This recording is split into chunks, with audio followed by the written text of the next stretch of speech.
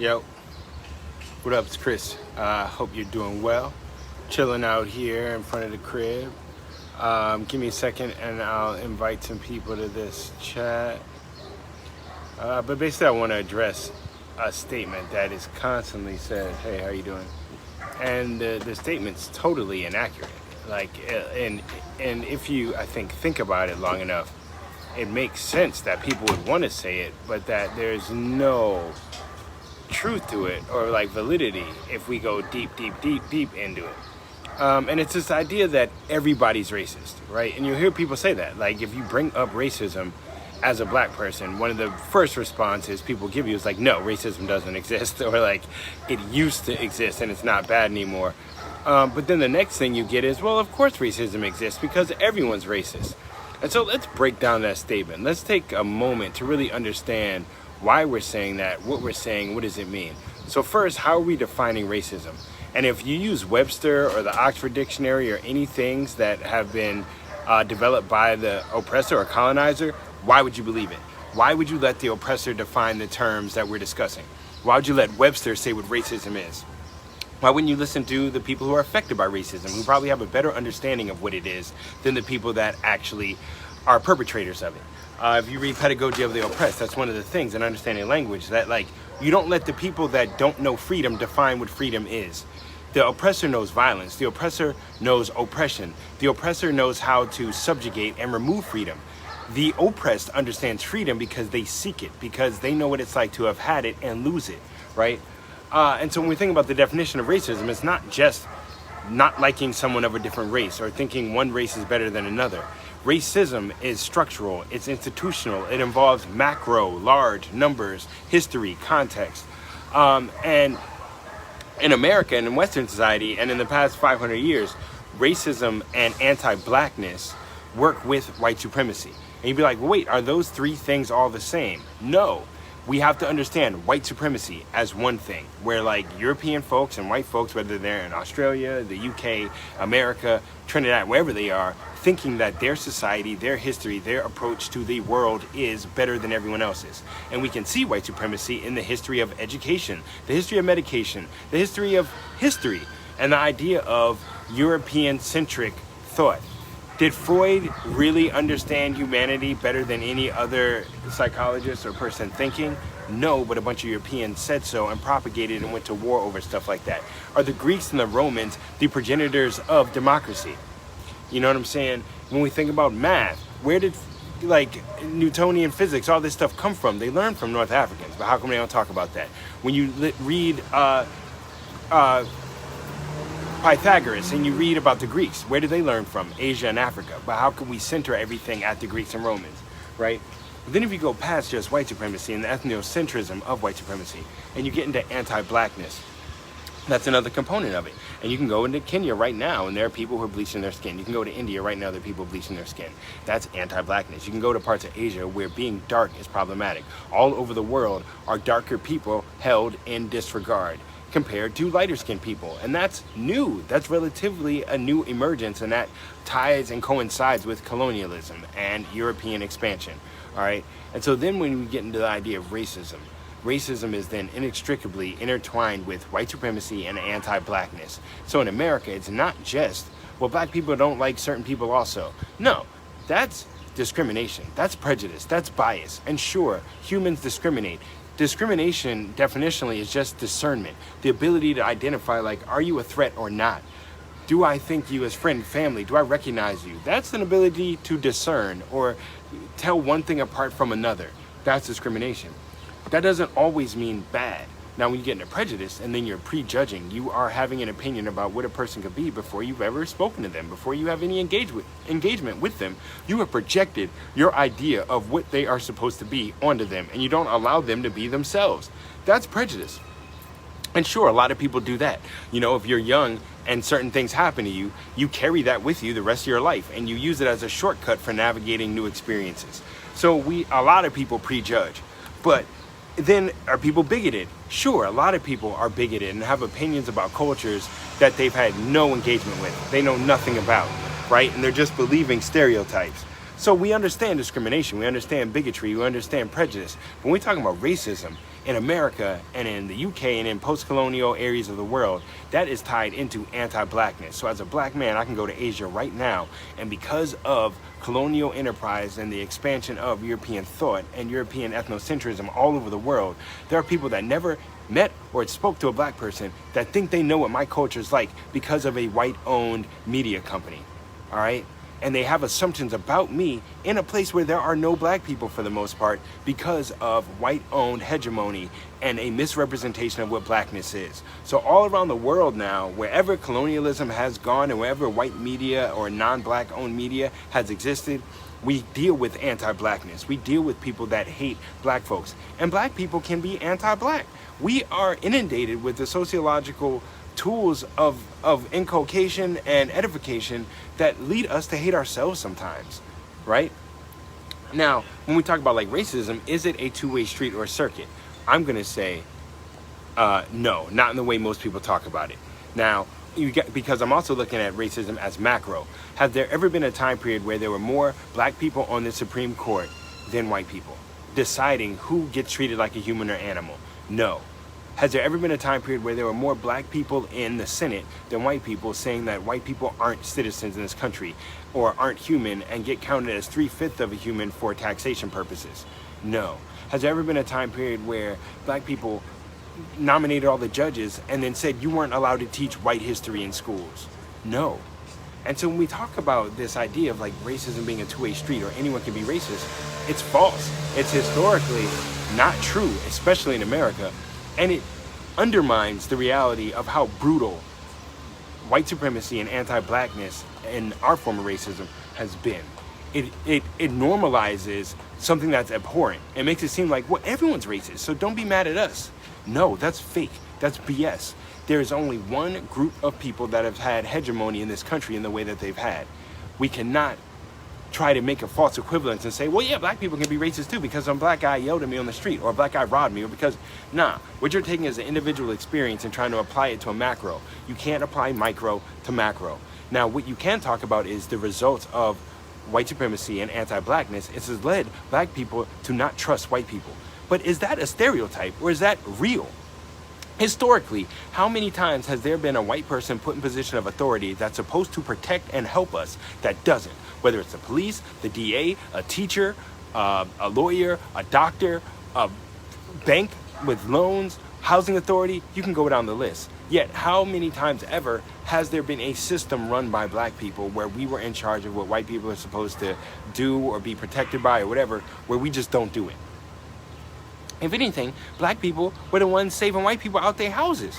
Black people went over to Europe and helped liberate whatever groups of people. If you want to say Jewish people, you want to say Gypsies, you want to say Slavs, whatever happened, black people fought in the U.S. Army, got disrespected at home, and went overseas trying to liberate other people, theoretically, if you believe that the U.S. can liberate people. How many times do other people do that for us? You know what I'm saying? When we think about how we even define culture, how we define race, how we define ethnicity, all of them are social constructs. It's all fake, we know that.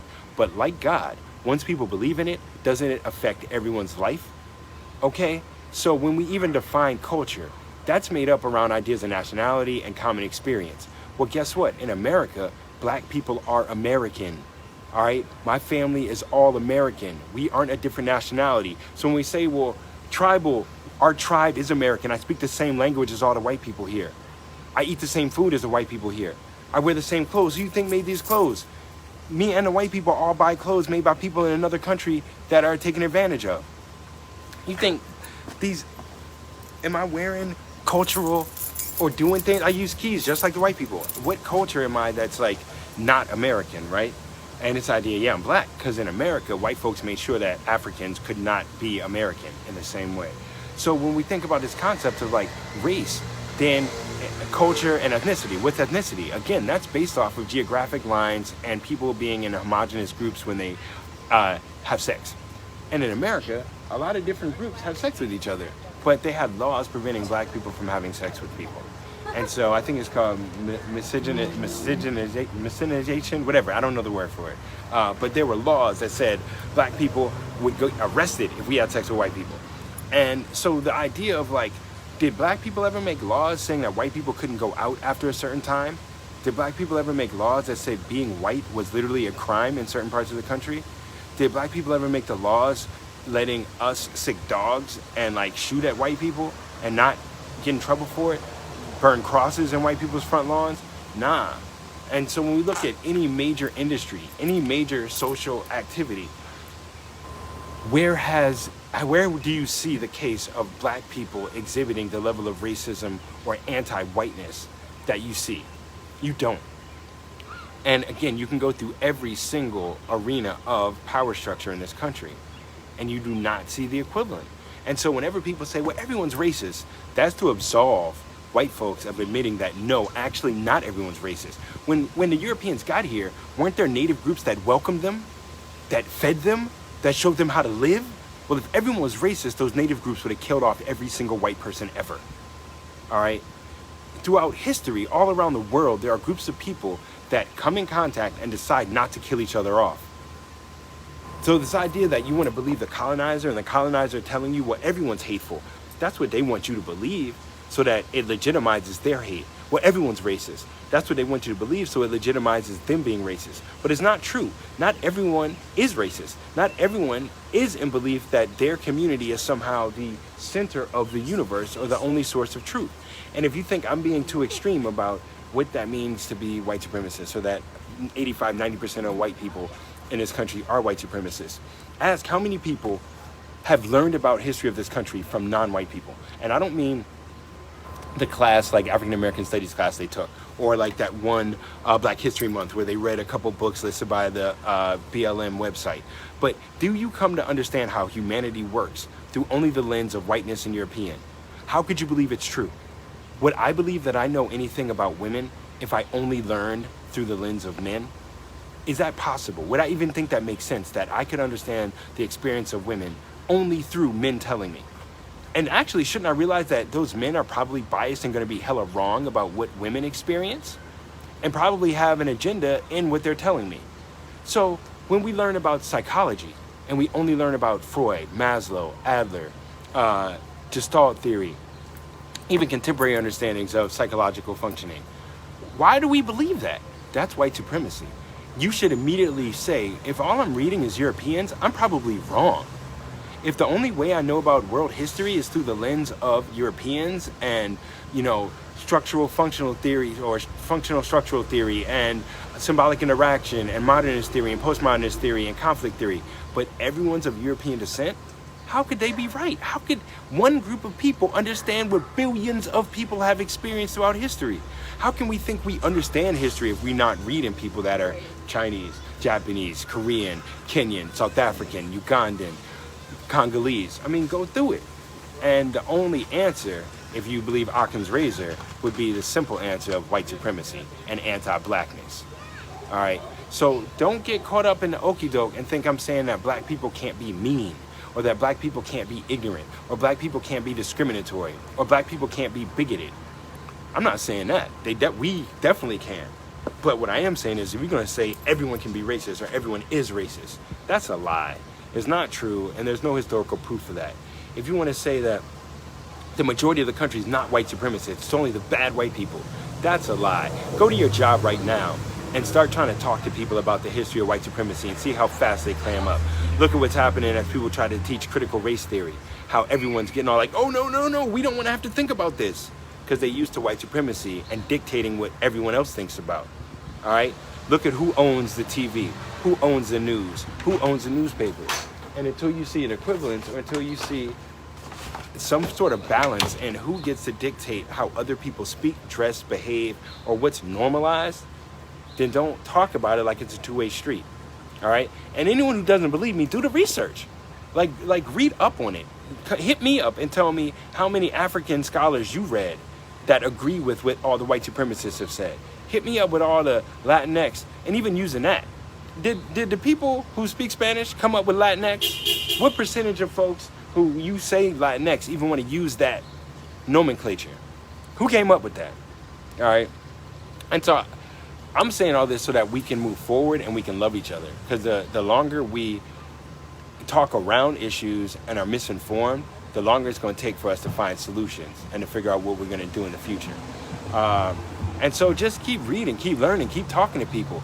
And if your only understanding of racism comes from the point of view of people on television or people through white-owned newspapers, how do you expect to know the truth? That's white supremacy.